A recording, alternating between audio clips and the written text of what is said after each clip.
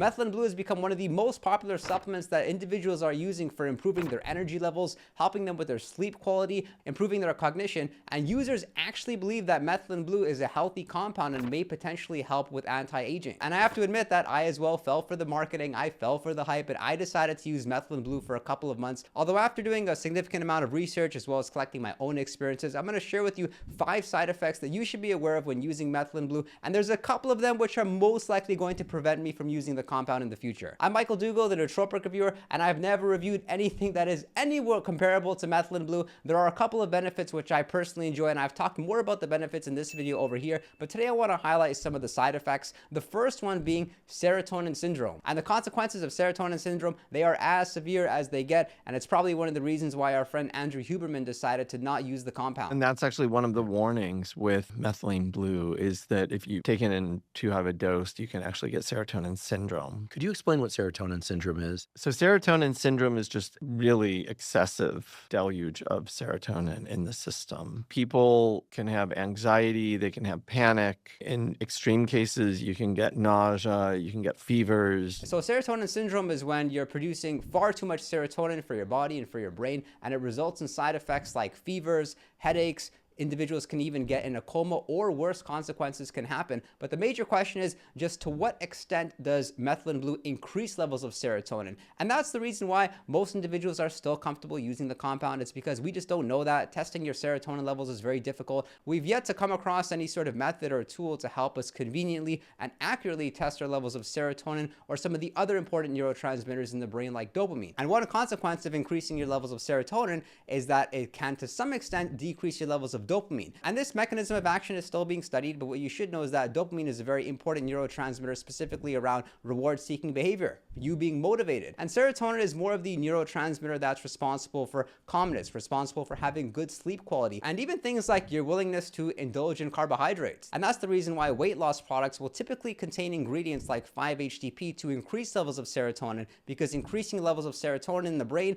help to actually decrease your appetite, specifically for carbohydrates. So with Methylene Blue, you're naturally going to feel a little bit happier knowing that it does increase levels of serotonin in the brain. And as a result, when you have stressful experiences or when something disappoints you, you're not going to feel as negative and as down as you typically would. But from my personal experience, I can say that using 5-HTP as a supplement to increase my levels of serotonin is far more effective than Methylene Blue. And I'm actually surprised that so many people are talking about Methylene Blue's potential association with serotonin syndrome when there's much worse nootropic supplements out there. So I would be especially cautious if you're using supplements like 5-HTP or St. John's wort, even rhodiola rosea, along with Methylene Blue. That's the point where you can potentially put your serotonin levels into overdrive and lead to the worst case scenario being serotonin syndrome. There's quite a few individuals that have had serotonin syndrome. They've ended up making a recovery, thankfully, but they posted their experiences on the internet, and one user described serotonin syndrome as constant panic, confusion, nausea, an extremely high heart rate, blood pressure, insomnia, shivering,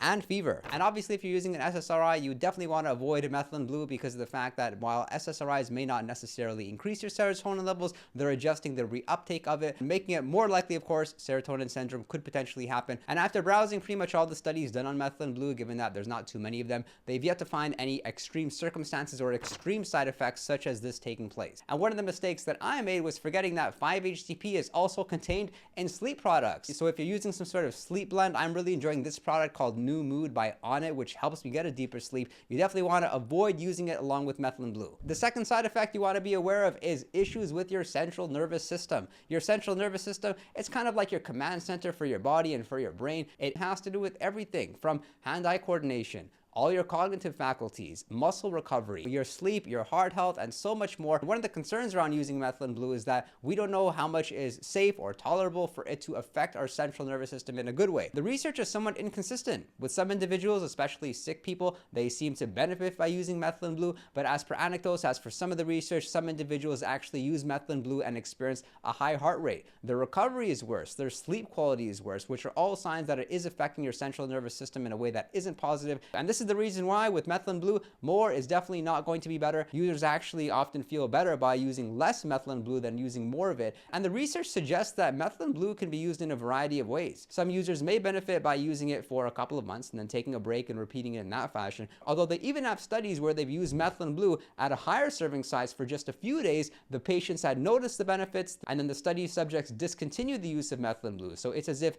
Methylene Blue was used to treat some sort of issue, it treated it, the patients were fine there afterwards. And I'm one of the lucky users of Methylene Blue because if anything for me, it actually improves my central nervous system. My sleep is a little bit deeper. I find that I'm recovering well from my workouts. I can't say it's too significant. I try my best to track my recovery, my sleep, and my energy levels through my Aura Ring and my Ultra Human Ring. And with Methylene Blue, don't expect miracles, but I can say that it's helped me more than it's hurt me so far, but I'll probably discontinue the use of it because of the fact that we just don't have much research on it. It's a pretty strong compound, and I'm a little bit concerned about the long-term implications and effects. The third side effect is the one everyone's talking about. It's probably one of the reasons why Methylene Blue has gone viral and is currently trending, and that side effect is staining. This staining phenomenon is probably one of the reasons why individuals prefer using some sort of like Methylene Blue solution or liquid. And I've tried doing that. I can say the vitamin C helped to offset the color of the stain experience to some extent, but not too significantly. Although maybe I just have to get better at learning how to mix them together and learning how much water I should use accompanying them. On a daily basis, I was using the dye. I got this from Chemiax. This is a 5-gram dye, and this dye gets everywhere. It's especially inconvenient because I have black countertops and I can't see the dye there physically, but once I wipe it, I can see that the countertop had this blue dye all over it. And the first time I actually got a stain, I got a bit of the Methylene Blue on my finger. It didn't go away for about a day or so. I have found that the blue comes off pretty easily. It's just that it gets everywhere. It's on towels, it's on clothes. Of course, it's going to be on your tongue. And of course, you can expect to have a blue toilet. That's right. Your urine, it will turn blue. You can stain your teeth blue and all sorts of stuff. So It makes your urine blue, your tongue blue. There was even a study done on patients where over 90% of them did experience the blue or slight green urine. And kids are actually using Methylene Blue as a prank, unfortunately. They're putting Methylene Blue in foods, they're putting it in different drinks. And unfortunately, the victims of these pranks, what's happening is when they urine, it's going to turn blue or green. I don't really think there's any way around this mechanism of action. And from my experience, it doesn't personally bother me too much. I also found that like my body odor isn't as bad. So who knows what Methylene Blue is really doing? One thing we do know is that Methylene Blue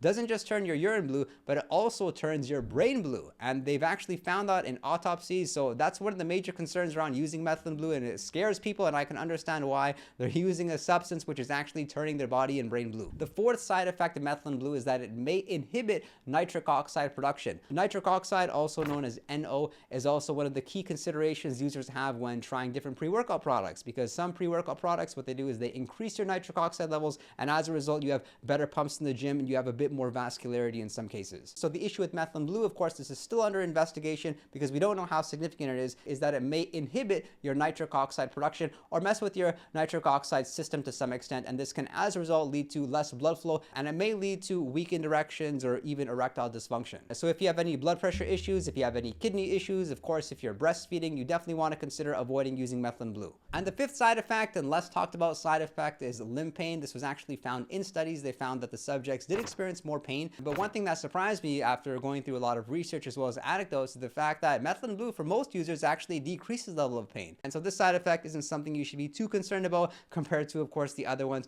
I'd love to know your thoughts about Methylene Blue, and would you personally feel comfortable using the supplement? Of course, if you are going to use any supplement, make sure to talk about it with your general practitioner first. Do subscribe if you enjoyed the video. If you want to chat with me one-on-one, you can message me on Patreon, and be sure to visit our Discord server, which has a 24/7 chat room. I really appreciate your support. I thank you for your interest in nootropics and look forward to seeing you next time.